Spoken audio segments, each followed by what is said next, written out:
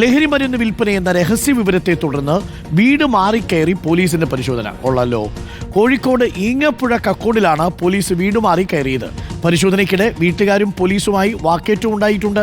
വീട്ടുകാർ താമരശ്ശേരി ഡിവൈഎസ്പിക്ക് പരാതിയും നൽകി. അഭിജിത്ത് മുഴക്കുന്നുണ്ട് കൂടുതൽ വിവരങ്ങളുമായി. അഭിജിത്ത്, എന്താ സംഭവം? പോലീസിന് അമളി പറ്റിയതാണോ? അബദ്ധം മനസ്സിലാക്കിയ പോലീസുകാര് സോറിയൊക്കെ പറഞ്ഞ് തടിതപ്പിയോ? എന്താ അവസ്ഥ?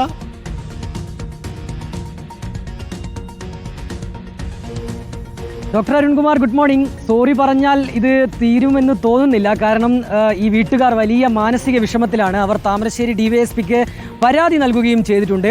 ഈ പേരിലെ സാമ്യമാണ് ഇങ്ങനെ ഒരു അബദ്ധം പിണയാൻ കാരണമെന്നാണ് പോലീസ് നൽകുന്ന വിശദീകരണം.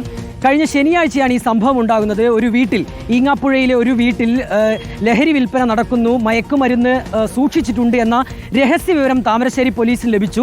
അതിൻ്റെ അടിസ്ഥാനത്തിലാണ് പോലീസ് പരിശോധനയ്ക്ക് എത്തുന്നത്.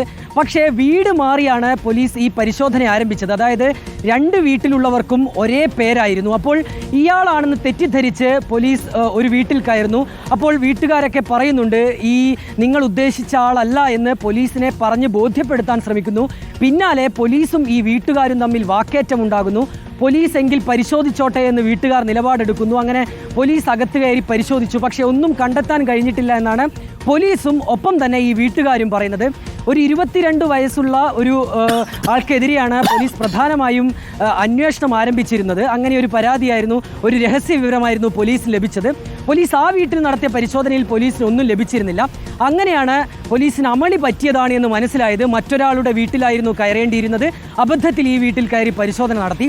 ഏതായാലും ഞാൻ ആദ്യം സൂചിപ്പിച്ചതുപോലെ തന്നെ വീട്ടുകാർക്ക് വലിയ മാനസിക വിഷമം ഉണ്ടായിട്ടുണ്ട്. കാരണം മയക്കുമരുന്നുണ്ട് എന്നതിന് പരിശോധന നടത്തുന്ന സമയത്ത് അത് ലഹരി പിടിക്കാൻ വേണ്ടിയിട്ട് വരുന്നു പറയുമ്പോൾ നാട്ടുകാരൊക്കെ കൂടി അല്ലെങ്കിൽ തന്നെ പറയും അവൻ്റെ വീട്ടിലുണ്ടല്ലോ എന്നൊക്കെ പറഞ്ഞോളയും. അപ്പോൾ അത് സ്വാഭാവികമാണ്. പക്ഷേ അത് പോലീസുകാർ ഇപ്പോൾ പറഞ്ഞു, പ്രേക്ഷകർ കണ്ടു, ആ വീട്ടുകാരുടെ കയ്യിലൊന്നും ഉണ്ടായിരുന്നില്ല കേട്ടോ. ഏത് പോലീസുകാരനും ഒരമളിയൊക്കെ പറ്റും.